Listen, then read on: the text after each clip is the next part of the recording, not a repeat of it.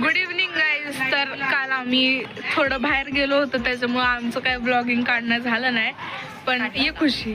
पण आज आम्ही काढतोय.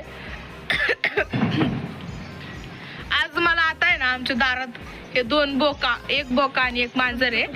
ह्यांचीच आहे मांजर, हिचीच आहे मांजर. आणि एवढा हा बोका लावले ना तुम्हाला काय सांगू, एवढे मांजर पडलेत अख्ख्या कॉलनीत आमच्या इथं, अख्ख्या काळेवाडीत. पण हिला आहे ना बघा, आता ह्या बोक्याला आहे ना आमचीच मांजर लय आवडते. बघा गेला तिच्या मागं टुनुक टुनुक करत. आता ही आमची मांजर बसली इथं.